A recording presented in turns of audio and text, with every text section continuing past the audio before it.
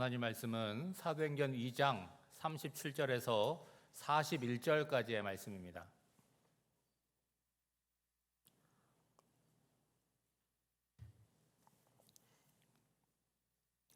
찾았으면 한 절씩 교독하겠습니다. 그들이 이 말을 듣고 마음에 찔려 베드로와 다른 사도들에게 물어 이르되 형제들아 우리가 어찌할꼬 하거늘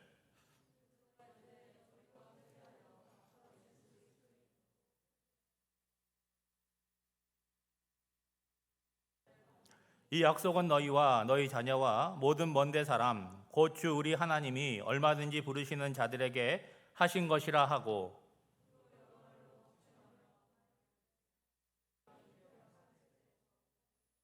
함께 있습니다. 그 말을 받은 사람들은 세례를 받음에 이날의 신도의 수가 3,000이나 더하더라. 아멘.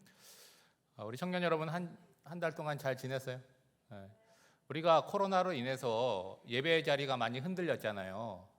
여러분 그 주변에 보면 예전에는 교회를 나갔는데 코로나로 인해서 예배 자리가 멈추고 이제 나가야 될지 말아야 될지 망설이는 친구들이 있을 거예요. 우리 교회를 출석하는 친구들도 있을 것이고 어떤 교회를 출석하는 친구든지 상관이 없습니다. 예배 자리에 안 나가는 친구들한테 여러분이 만나면 우리 교회 청년 예배 나오라 이렇게 권해주세요. 지금은 불신자들을 전도하는 시대가 아니라 예배 자리에 안 나가고 집에서 온라인 예배 드린다고 하는 사람들을 뭐라 그래야 되나 전도라기보다는 예배에 나오라고 권면하는 시대가 되었습니다. 그러기엔 너무 좋은 시대예요. 여러분 안 믿는 사람 전도하는 게 얼마나 어렵습니까? 근데 교회 다니던 애들이 멈추고 있을 때 나오라 그러는 거는 별로 어려운 이야기가 아니에요. 왠지 목사님하고 임원들하고 한번 초청 잔치를 하세요. 그래가지고 한번 우리 화도 지역에 예전에는 교회를 다녔는데 지금은 다니는 것도 아니고 안 다니는 것도 아닌 아이들을 다 불러 모아가지고 함께 하나님께 예배 드릴 수 있으면 좋겠습니다. 여러분 청년 때에 자랑할 만한 것이 뭐가 있을까요? 어른들이 여러분들을 보면 부러운 게 한 가지 있어요. 그게 뭔지 아세요? 젊음이라는 거예요. 여러분은 꾸미지 않아도 예뻐요. 그리고 여러분을 보면 어떤 느낌이 드냐면 와 건강하다. 이렇게 막 꽃이 피는 것처럼 그렇게 건강함이 느껴지는 거예요. 겉으로 보는 여러분의 육체는 건강하잖아요. 그런데 여러분이 이제 남자 뭐 요즘은 여자들도 마찬가지지만 그 건강에서 멈추지 않고 더 몸을 가꾸기 위해서 뭐 합니까? 열심히 운동을 하잖아요. 헬스도 하게 되고 수영도 하게 되고 뭐 자전거 길을 걷기도 하고 그래서 체력을 쌓고 몸을 좀 갖추려고 그러는 거예요. 어떻게 갖추는 거예요? 배는 좀 집어넣고, 그렇죠? 어깨와 가슴은 좀 나오게 하고, 그렇죠? 엉덩이도 탁 올라가게 하고 애를 씁니다. 자매들뿐만이 아니라 형제들도 어때요? 얼굴에 점도 빼고 얼굴을 예쁘게 보이려고 하고 뭐 여러 가지 것들을 해요. 그래 겉으로 볼 때는 어떻습니까? 젊음이 부럽고 그 아름다움이 부러워요. 그런데 눈에 보이지 않는 여러분의 마음의 상태는 어떠한지 그리고 영적인 상태는 어떠한지 이건 우리가 볼 수가 없다는 거예요. 겉으로는 정말 아름답고 예쁘고 건강해 보이는데 그가 날마다 보는 것, 그가 날마다 듣는 것, 그가 날마다 생각하는 것, 그 마음의 상태가 아름답지 못하고 깨끗하지 못할 수가 있다는 거예요. 여러분 예배 자리에 나와 있지만 우리의 영혼의 상태가 하나님을 향하여 있지 않고 오늘 이 예배가 도대체 몇 시에 끝날까? 앞에 이 성찬 오랜만에 하는 것 같은데 오늘 예배는 늦게 끝나겠구나. 이런 영혼의 상태라고 한다면 그 겉으로 보이는 아름다움, 건강함이 무슨 소용이 있겠느냐. 그런 얘기를 하고 싶은 거죠.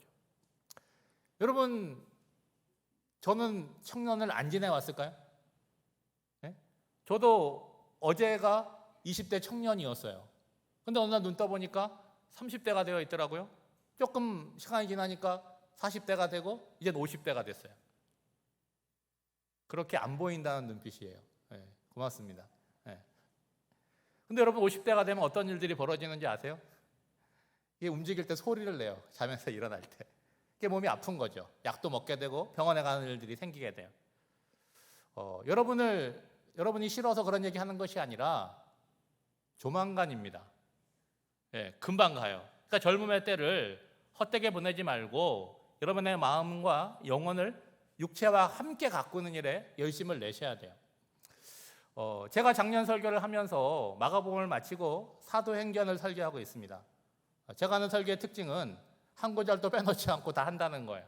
그러니까 청년 예배를 들으시지만 혹여라도 시간이 나서 설교를 한 편 더 듣고 싶은 마음이 만에 하나라도 생긴다면 다른 교회 설교를 듣지 말고 제가 한 달에 한 번씩 꼬박꼬박 오니까 이 흐름을 찾기 위해서 설교를 들으면 좋을 것 같아요. 절대적인 건 아닙니다. 여러분의 선택이에요. 오늘 말씀은 이런 거예요. 오순절 성령 강림 사건이 있었어요. 여러분 그거 잘 아시잖아요. 그렇죠? 그런데 사람들은 그 의미를 몰라요. 그러니까 베드로 사도가 이 성령 강림의 의미가 뭔지를 설교를 하는 거예요. 오늘 본문 마지막 절을 보시면 그날의 신도의 수가 3,000명이나 되었다라고 얘기하잖아요.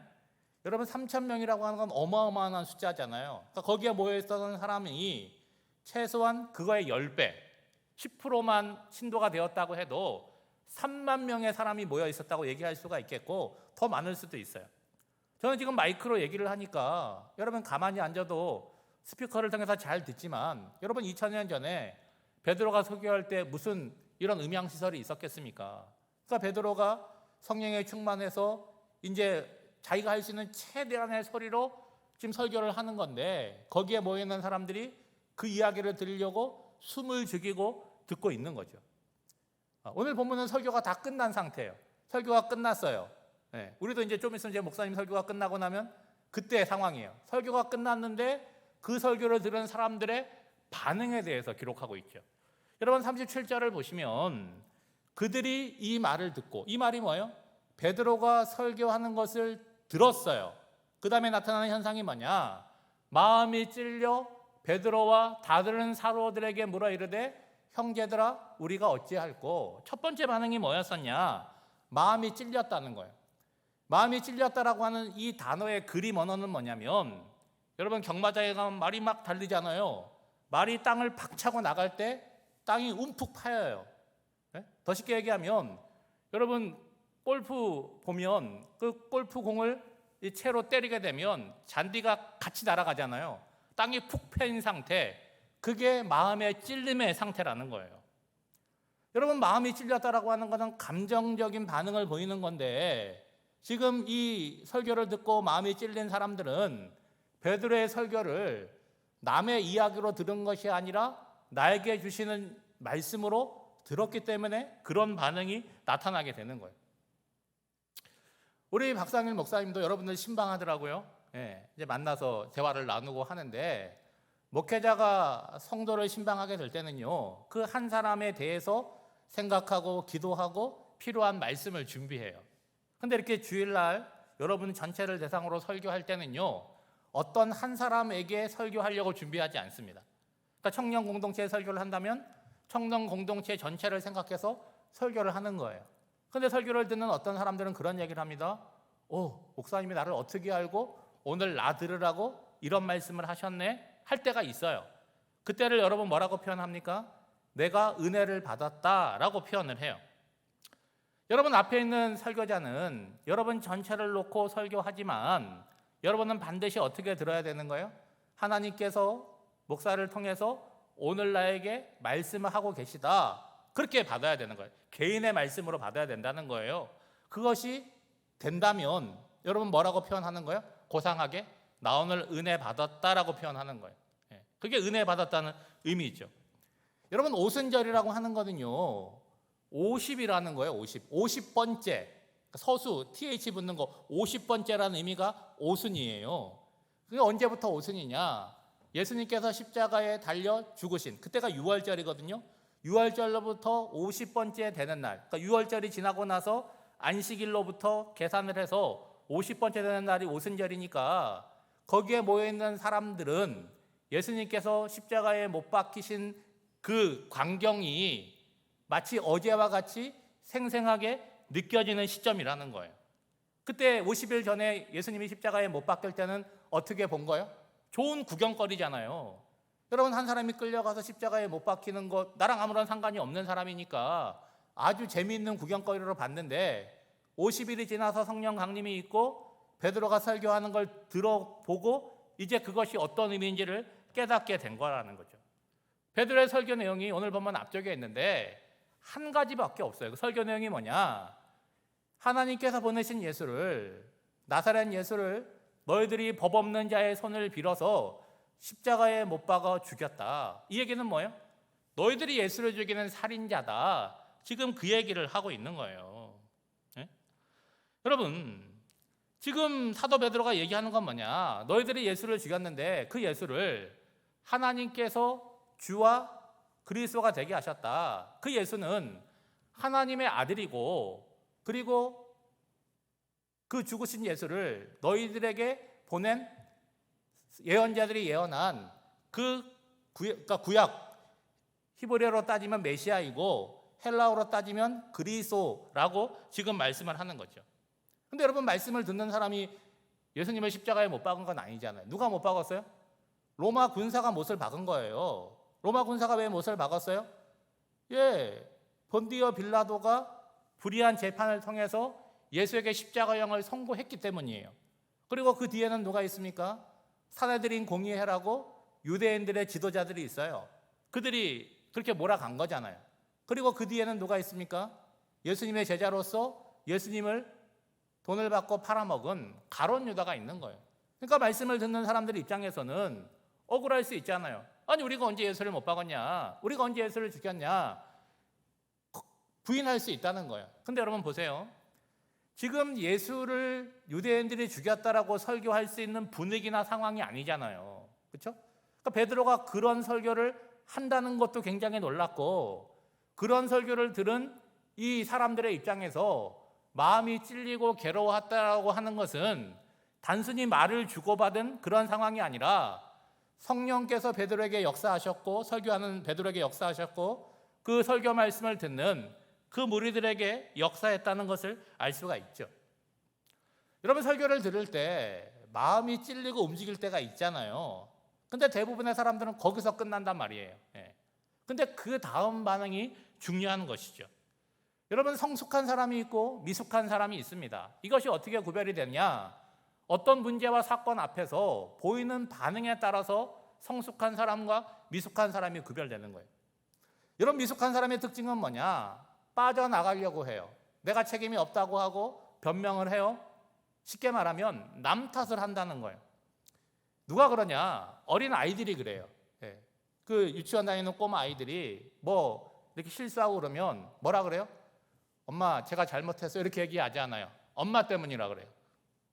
그러면 그걸 엄마가 아니까, 야, 이게 내 때문에 그러냐? 애랑 싸웁니까? 뭐라 그래요, 엄마가 애한테? 그래, 엄마 때문이다. 그리고 넘어가요. 왜 그러죠? 아이니까, 미숙함의 특징이 아이에게 있으니까. 근데 청년이 되고 어른이 되었음에도 불구하고 여전히 남 탓을 하고 변명을 하고 남의 책임으로 돌리는 사람들이 있다는 거예요. 어른이 되어서도 그렇습니다. 그거는 스스로 뭘 표현하는 거예요? 나는 이렇게 나이를 먹었지만 나는 성숙한 사람이 아니라 나는 미숙한 사람이라고 하는 것을 드러내는 거죠. 여러분, 인생을 살아나가면서 어떤 문제를 맞이했을 때 내 문제를 인식하고 내가 그 문제를 바꾸지 않는다라고 한다면 똑같은 문제가 반복되게 될 것이고 내 인생은 조금 더 전진하지 못하게 됩니다. 문제는 이런 인간관계의 미숙함이 하나님과의 관계에서도 고스란히 드러난다는 거예요. 일상의 삶에 아무런 문제가 없으면 감사가 없어요. 근데 뭔가 문제가 생기면 누구를 원망해요? 하나님을 원망하는 거예요. 하나님이 나 미워하신다 그러고 하나님이 안 도와주신다 그래요. 여러분, 구약 성경을 읽어보면 혈액급한 이스라엘 백성들이 40년 동안 광야길을 걸어가면서 뭐 했어요? 계속해서 불평했잖아요. 그러니까 그들이 미숙했다는 것이고 하나님이 어떤 분이신지를 몰랐다는 것이죠. 지금 베드로의 설교를 들은 무리들이 마음의 찔림을 경험했어요. 그런데 거기서 멈추지 않고 한 걸음 더 나갑니다. 이 문제를 어떻게 해결할 것인가? 앞에서 말씀을 전하고 있는 베드로와 함께 서 있는 사도들에게 이 문제를 어떻게 해결할 것인지를 묻는 거예요. 형제들아, 우리가 어찌할꼬 어떻게 했으면 좋겠냐는 거예요. 몰랐는데 설교를 듣고 보니까 내가 예수를 죽인 사람이 되었잖아요. 돌이킬 수 있어요, 없어요? 돌이킬 수가 없잖아요. 그러니까 현재적인 시점에서 이걸 바꿀 수가 없는데 당신이 설교를 했으니까 우리가 어떻게 하면 좋을지 회복을 하고 치유할 수 있는 방법을 알려달라고 요구를 하는 거예요. 여러분 주일마다 나와서 말씀을 들어요. 우리는 항상 설교하는 분이 잘해야지 내가 듣는다고 생각을 하는데, 물론 그것도 중요한 요소지만 여러분 내가 들을 기가 있어야 되는 거예요. 그러니까 여러분 매주 말씀을 듣는 자리에 나온다는 것이 아주 복된 거예요. 근데 복이 거기서 그치면 안 되고, 말씀을 들을 때 하나님께서 나에게 말씀하신다, 그래서 마음이 움직이고 찔르는 은혜가 있어야 되는 거죠. 이제 베드로가 형제들아 우리가 어찌할 거라고 하는 이 질문에 대한 대답을 하고 있어요. 여러분 38절에 보면 베드로가 이르되 너희가 회개하여 각각 예수 그리스도의 이름으로 세례를 받고 죄 사함을 받으라. 그리하면 성령의 선물을 받으리니. 여러분 굉장히 중요한 구절이에요. 지금 베드로가 얘기하는 건 뭐냐면 성령의 선물을 받는 방법에 대해서 얘기하고 있잖아요. 그리고 성령의 선물이라고 하는 거는 여러분 성경에 보면 거기에 번호가 붙어 있거든요. 그거는 밑에 설명이 나와요. 성령을 선물로 받는다는 것과 같은 의미죠. 지금 말씀을 전하는 베드로와 말씀을 듣는 사람들의 차이가 뭡니까? 여러 가지가 있겠지만 베드로는 성령의 충만함을 받았어요. 그런데 거기 있는 무리들은 성령의 충만함을 받지 못했습니다. 그게 중요한 차이라는 거예요. 여러분 양심의 찔림을 받았는데 내 삶을 고치지 못한다라고 한다면 그 양심은 계속 찔림을 받지 못하고 어떻게 돼요? 언제부턴가 무뎌지고 딱딱해지게 된다는 거예요. 근데 문제는 내가 찔림을 받지만 나 스스로 나의 삶을 바꾼다라고 하는 것은 거의 불가능할 만큼 어렵다라고 하는 것이죠. 다시 말해서 성령의 인도하심이 없다라고 한다면 마음의 찔림에서 벗어나서 올바른 삶의 방향으로 나아간다는 것이 불가능하다는 거예요. 여러분 얼마나 많은 결심을 하십니까? 내가 공부 열심히 해야지, 내가 이런 행동 하지 말아야지, 많은 결심을 하지만 내가 어떻게 해보려고 하니까 그게 안 된다는 거예요. 하나님 앞에 나와서 하나님 나로서는 못하겠습니다, 어떻게 나를 좀 붙들어 주시고 해결해 달라고 간절히 기도하는 가운데 내 삶이 바뀌게 된다는 거죠. 여러분 베드로가 성령을 선물로 받는 두 가지 방법을 얘기하고 있는데 첫째가 뭐예요? 회개하라는 거예요. 여러분 회개하라는 헬라어 단어는 한번 따라해 보세요. 메타노이아. 이 정도는 알아도 돼요. 메타노이아. 이 단어의 뜻은 뭐냐? 길을 바꾸다, 가던 길을 돌아서다라는 의미를 갖고 있습니다. 여러분 성령을 선물로 받는다라고 하는 것은 하나님께서 우리에게 주시는 가장 큰 선물이에요. 내 힘으로 할 수 없는데 하나님께서 그거를 할 수 있도록 도와주시는 거죠. 여러분 우리 남자친구들 군대 갔다 온 친구들도 있을 것이고 군대를 가야 되는 친구들도 있을 거예요. 군대에 가면 제일 먼저 하는 게 뭐냐? 제식 훈련해요. 별거 아니에요. 줄 딱 맞춰가지고 앞으로 가 그러면 앞으로 가는 거예요. 우양우하면 오른쪽으로 가는 거고 자양자 하면 가는 거예요. 그걸 계속 반복하는 거예요. 여러분 헬라 군대가 제식 훈련을 하고 있다고 생각해 보세요. 그들이 하나 둘 하면서 걸어갑니다. 그때 지휘관이 그 군대를 향해서 메타노이아 하고 딱 외치면 그들이 어떻게 하는지 아세요?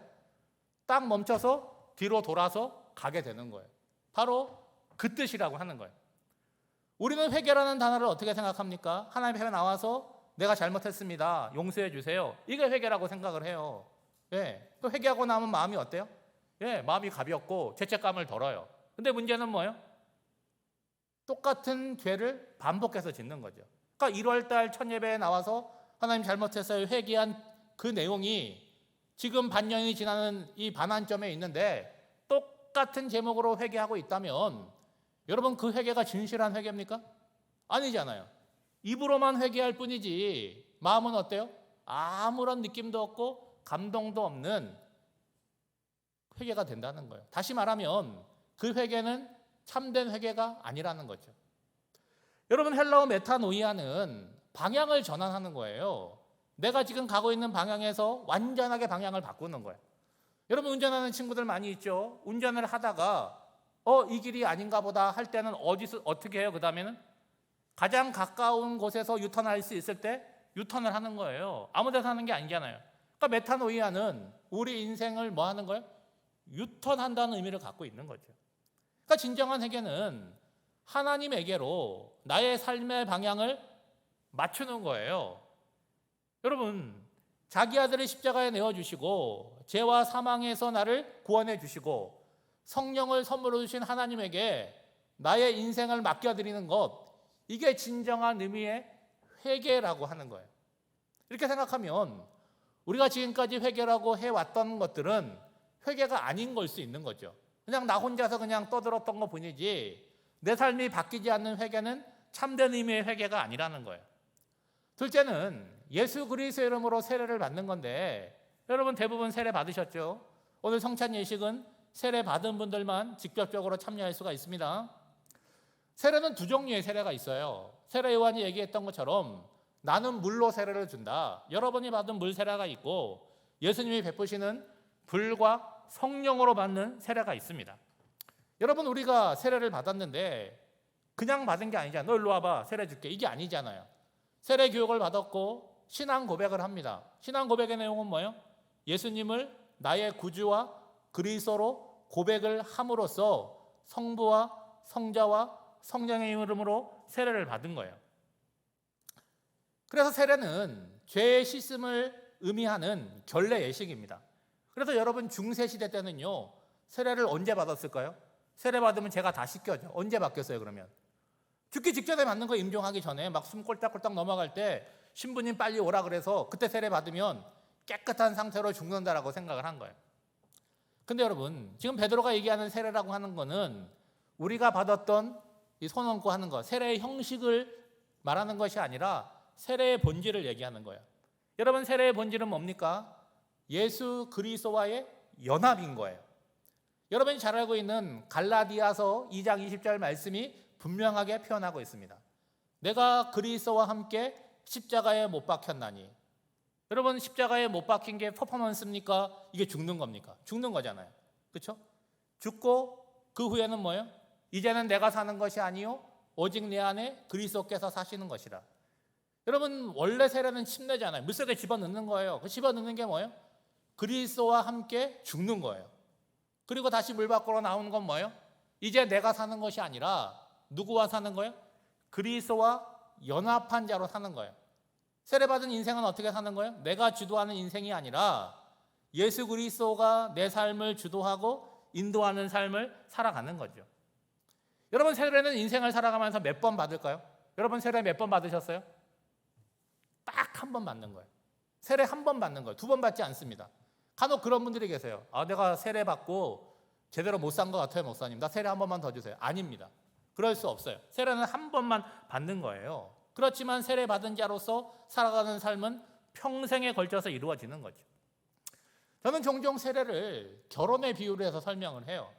여러분, 결혼식, 결혼이라고 하는 게 뭡니까? 결혼하기 전까지는요, 남자나 여자나 누구든지 만날 수 있는 자유가 있잖아요. 그렇죠? 근데 결혼을 한다는 건 뭐예요? 이제 한 사람에게 매이는 거예요. 이 사람만이 나의 아내이고 나의 남편이에요. 결혼식에서 가장 중요한 건 뭐예요? 결혼 서약을 하는 거잖아요. 하나님과 거기 온 많은 증인들 앞에서 뭐라고 서약합니까? 이제 이 사람만을 내가 평생 동안 어떠한 상황에서도 아끼고 존중하고 사랑하고 남편으로서 아내로서 모든 책임을 다하겠습니다. 맹세하잖아요. 그러면 그걸로 끝이에요? 그 다음부터 뭐 하는 거예요? 결혼 생활을 하는 거예요. 결혼 생활은 뭐예요? 맹세하고 서약했던 것들을 지켜나가는 거예요. 언제까지요? 죽을 때까지. 그게 싫으면 중간에 어떻게 하는 거예요, 요즘은? 왜? 갈라서는 일들이 생기는데 여러분, 그런 것이 아니라는 것이죠. 여러분, 세례의 의미도 마찬가지예요. 세례를 받을 때 어떻게 고백했습니까? 예수님만이 나의 구주이시고 그리스도이심을 고백했어요. 그러니까 세례 예식의 거룩함과 엄중함도 중요하지만 이후 살아가는 삶이 뭐예요? 하나님 한 분만 사랑하고 그분의 말씀을 귀담아 듣고 그분이 좋아하시고 기뻐하시는 삶을 살아나가는 게 뭐예요, 여러분?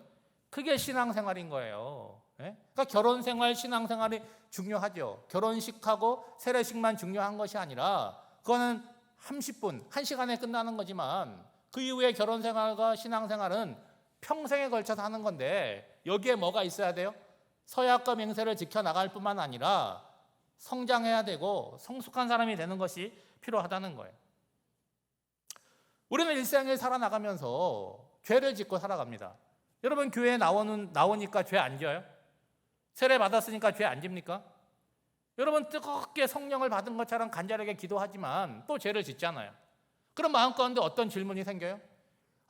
예수를 안 믿을 때나 믿을 때나 달라진 게 없네? 세례를 받을 때나 안 받을 때나 달라진 게 없네? 나 왜 이러나 할 거 아니에요. 여러분 무슨 차이가 있을까요? 죄에 대한 예민함과 애통함의 차이가 있다는 거예요. 여러분 예수 안 믿고 세례 안 받고 내 마음대로 살아가면 마음이 점점 무디어져요. 그래서 어떤 문제나 사건 속에서도 그걸 죄라고 느끼지 않습니다. 여러분 폭력을 행하는 그 폭력배들이나 여러분 학교 다닐 때 뭐 일진이라고 하는 애들 있잖아요. 걔네들이 뭐 죄에 대한 예민함이 있어요? 그거 즐기잖아요. 그렇죠? 근데 예수 믿는 우리는 어때요? 죄를 짓지만 잘못을 알잖아요.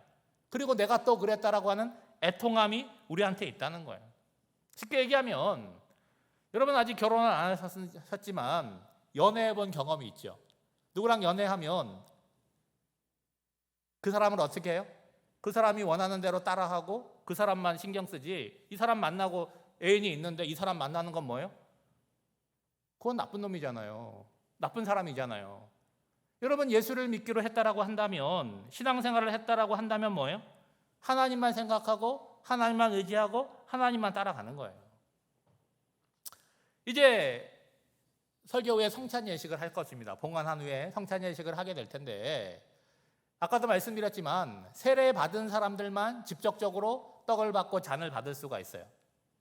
세례 안 받은 분은 받지 마셔야 돼요. 그냥 기도함으로 참여하고 나중에 세례 받고 참여하셔야 돼요. 어떤 분은 좀 치사하다고 얘기할 수가 있어요. 근데 치사한 것이 아닙니다. 여러분 세례를 받을 때 뭐 한 거예요? 공적으로 신앙을 고백한 거예요. 그 고백이 오늘 주님이 베푸시는 성찬의 자리에 참여할 수 있는 자격이 주어진 것이죠. 남자 우리 형제들 같은 경우에 의외로 많은 사람들이 세례를 어디서 받냐면 군대에서 세례를 받는 경우가 있어요. 저도 군대에 가가지고 세례를 베푼 경험이 있습니다. 그러면 이제 몇백 명, 또 수천 명이 세례를 받아요. 그럼 막 몰려오는데 군복을 입었으니까 다 똑같아 보이잖아요. 가끔 여유가 있어가지고 물어보는 거예요. 어떻게 세례를 받게 되었냐? 이렇게 물어보면 무슨 얘기를 하는지 아세요? 목사님 죄송한데요. 저 세례 받으면 뭐 준다 그래서 왔어요. 그런 친구들이 있어요. 그러면 제가 어때요? 그게 좀 갸우뚱해지잖아요. 또 어떤 친구들은 밖에 나가보고 싶어가지고, 왜냐하면 세례 받는 사람들이 뭐 병장 그런 사람들이 아니고 대부분 군대 온 지 얼마 안 되는 사람들이거든요. 근데 세례를 베푸는 거예요. 어떻게 세례를 베풉니까? 이 친구는 간식 먹으러 왔으니까 다르게 세례를 베풀어요? 아니에요. 똑같은 고백을 하게 하고 똑같이 성부와 성자와 성령의 이름으로 세례를 베풀고 그 영혼을 위해서 진심으로 기도해 주는 거예요. 그러면 여러분 세례를 받게 되는데 신중하게 선택을 안 하고 가볍게 세례를 받은 것처럼 느껴지지만, 그런 세례를 받은 사람들이 전역을 해서 나와가지고 교회 출석을 하고 예수를 믿는 사람이 되고 교회 봉사자가 되고 일꾼이 되는 일들이 너무나 많이 있다는 거예요. 다시 말하면 내 의지와 상관없이 하나님께서 나의 삶의 자리를 그곳으로 인도하시는 거예요. 나는 그때 이게 뭔지도 모르고 고백을 했어요. 그리고 얼굴도 처음 보는 목사님이 나에게 세례를 줬는데 그 상황 가운데 뭐가 역사하는 거예요?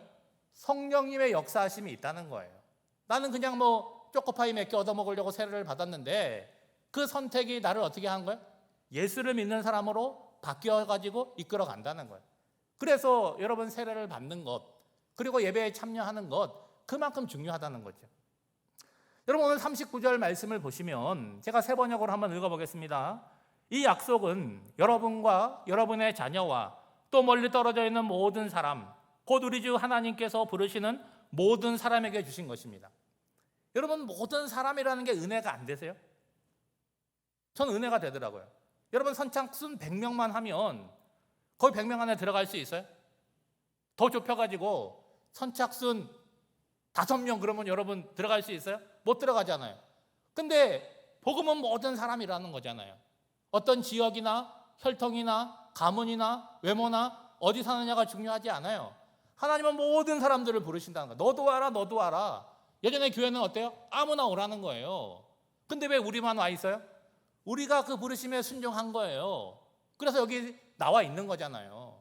그러니까 다시 말하면 우리가 그렇게 표현하지는 않지만 우리가 뭐 한 거예요? 지금 사도 베드로가 얘기하는 것처럼 회개했고 세례를 받았고 죄사함을 받은 자로 나와 있는 거예요. 나는 그런 것들을 표현할 수 없는데 지금 성경이 표현해 주고 있잖아요. 그런 자들에게는 성령의 선물을 준다고 했는데 그 선물을 눈으로 확인할 수 없지만 여러분 이곳에 나와 있고 그리고 하나님의 이름을 부른다라고 하는 건 뭐예요? 그 선물이 이미 내 속에서 뭐 한 거예요? 개봉이 되었고 내 것이 되었다는 의미를 갖고 있는 거예요. 그러니까 우리는 이미 그 선물을 받은 사람이라고 하는 거죠. 베드로의 설교는 이제 40절에 이르러서 끝이 나는데 뭐라고 말하고 있습니까? 또 여러 말로 확증하며 권하여 이르되 너희가 이 패역한 세대에서 구원을 받으라. 여러분 누가는 다 기록하진 않았어요. 설교문을 다 기록하진 않고 일정 부분만 중요한 것을 기록하고 그 다음에 뭐라고 얘기하는 거예요? 베드로가 계속해서 할 수 있는 대로 예수를 증언했다는 거예요. 그리고 거기에 있는 무리들에게 믿으라고 권했다는 거예요. 그 결과가 세례를 받은 사람이 많았고 신도의 수가 3,000명이나 되었다라고 기록을 하고 있는 거죠. 무엇보다 패역한 세대에서 구원을 받으라 이 말씀이 중요한 거예요. 여러분 많은 분들이 예수를 믿는 이유가 죽어서 천국 가려고 종말론적으로 믿는데 그것도 포함되지만 지금 베드로가 얘기하는 것은 오늘 현재의 삶에서 구원받기 위해서 믿으라는 거예요. 여러분 패역한 세대라고 하는 건 뭔지 아세요? 구부러지고 삐뚤어진 것을 이야기하는 거예요. 여러분 줄을 딱 맞추면 이거는 패역한 게 아니에요. 근데 줄이 막 구부러져 있어요. 못이 구부러져 있어요. 그게 패역하다는 거예요. 여러분 2000년 전에도 패역한 세대였고 2000년이 지난 오늘도 패역한 세대예요. 그런데 그 패역함의 내용과 깊이가 어때요? 지금이 더 심해진 거예요. 왜요? 진리에서 멀어지기 때문이에요. 여러분 사람들이 말하는 것, 생각하는 것, 사고하는 것, 행동하는 것 점점 패역해지고 있는 거예요. 여러분 그렇지 않습니까?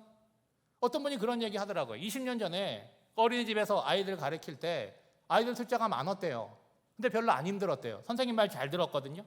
근데 20년이 지나가지고 아이들 길러놓고 다시 어린이집에 나갔는데 애들 숫자는 적은데 너무 힘들대요.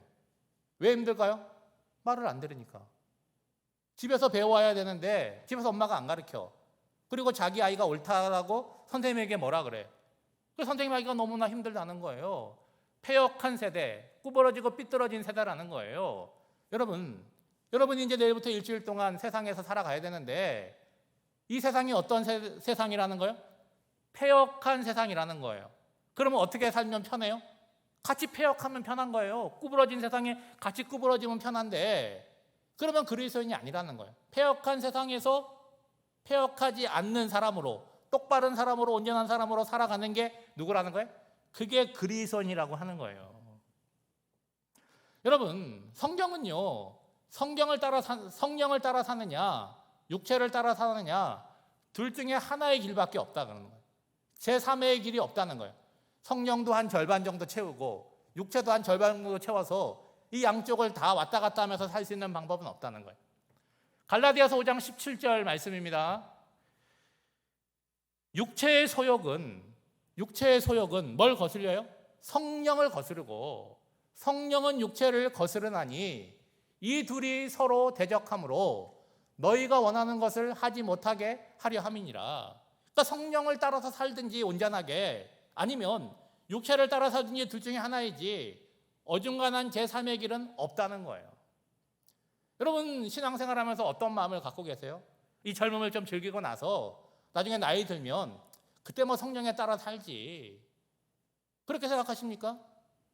그렇게 될 수도 있지만 그렇게 되지 못할 가능성이 많아요. 오늘 이 순간 성령을 쫓아서 살지 못한다라고 한다면 내일은 없는 거잖아요.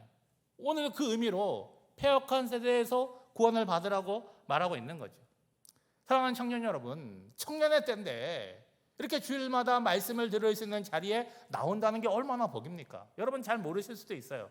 이게 제일 큰 이 맥주 감사절의 제일 큰 감사가 그 감사여야 되는 거예요. 그리고 여러분 가운데 또 어떤 분들은 예배 자리에 나올 때마다 오늘 베드로의 설교를 들은 사람들처럼 마음에 찔리고 마음이 움직이는 사람들이 있다면 더 큰 복을 받은 사람들이죠. 그리고 한 걸음 더 나가 내가 이렇게 살 수는 없지. 내 삶을 바꿔야지. 메타노이아. 하나님을 향하여 내 삶의 방향을 전환해야지. 자꾸 방향을 트는 사람들이 있다면 그 이상의 복이 없다는 것입니다. 오늘은 2022년 한 해의 반환점을 돌고 첫 걸음을 내딛는 하반기의 첫 주일이에요. 그래서 전반기에 베풀어진 하나님의 은혜를 감사하는 맥주 감사 주일입니다. 뭐 감사하시겠어요? 그거 감사하셔야 되죠. 오늘 한 해의 절반이 지나갔는데 말씀을 들을 수 있는 자리에 있다는 거, 이거 감사한 거죠. 그리고 내가 구원받은 자이고 성령 받은 자이라고 하는 것을 그거 감사해야 되는 거예요. 그리고 이제 우리가 성찬 예식을 통해서 참된 양식이요 참된 음료가 되시는 예수 그리스도를 우리 삶으로 먹고 마시고 받아들이는 거예요. 성령의 하나 되게 하심을 우리가 체험하는 거죠.